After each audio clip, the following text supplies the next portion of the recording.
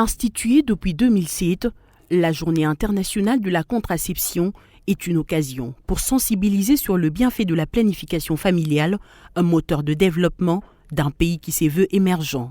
Pourtant, en République démocratique du Congo, le déficit informationnel sur la contraception est encore persistant. Mais qu'est-ce que c'est exactement ? La contraception, ce terme englobe l'ensemble des moyens, des mesures qu'un couple peut utiliser pour rendre des rapports sexuels non fécondants. Il y a plusieurs méthodes contraceptives. Parmi celles qui existent, il y a des méthodes naturelles et il y a des méthodes artificielles. Les méthodes naturelles font généralement référence à l'abstinence, que ce soit pour les adolescents et jeunes ou comme les couples, tout part de l'abstinence. Et ça peut être une abstinence périodique pour des femmes qui sont en couple, une abstinence périodique pour éviter de faire des rapports sexuels pendant les jours où la fertilité, pendant les jours de fertilité, selon leur cycle menstruel. Il y a aussi des méthodes artificielles. Parmi ces méthodes artificielles, il y en a de plusieurs types.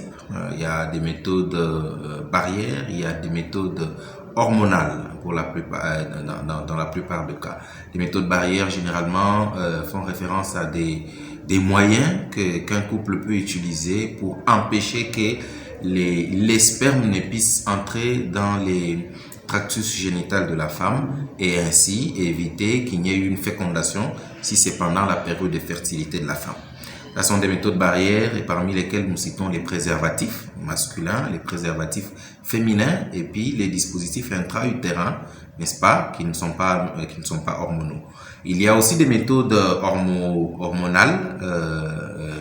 Ce sont des méthodes que l'on utilise pour, on va dire, essayer de modifier l'équilibre hormonal chez la femme et ainsi éviter que la femme ne puisse tomber enceinte si elle fait un rapport sexuel pendant sa période de fertilité. C'est parmi ces méthodes que nous retrouvons les pilules contraceptives, que nous retrouvons la contraception injectable, les pilules contraceptives générales, le COC, le POP, et la contraception injectable,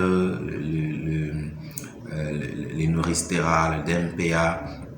Et puis on retrouve aussi actuellement le dispositif intra-utérin, les DUO. Et pour ce qui est des conséquences liées à l'usage des contraceptives, le docteur Gilbert Ngonga, directeur exécutif de l'ABFND, a fixé l'opinion. Inconvénient, je ne dirais pas forcément, mais on peut dire effet secondaire. C'est comme tout produit, peu importe le produit qu'on prend, même si c'est le simple paracétamol, il y a des gens qui peuvent réagir. Ce sont des effets secondaires, donc des effets qu'on ne peut pas forcément prédire.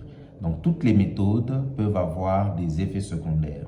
Il y en a d'autres qui peuvent faire des sortes de saignements, mais ce sont des effets secondaires qui peuvent être pris en charge en milieu hospitalier sans problème. C'est-à-dire que les prestataires de santé sont formés à prendre en charge ces différents effets secondaires, quelle que soit la méthode qui est utilisée. Les effets secondaires sont là, mais on ne peut pas parler d'inconvénients.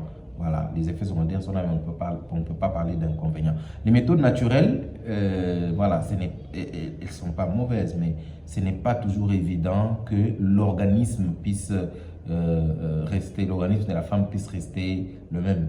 Vous-même, vous savez, les cycles menstruels de la femme, il peut se modifier pour une disposition ou une autre.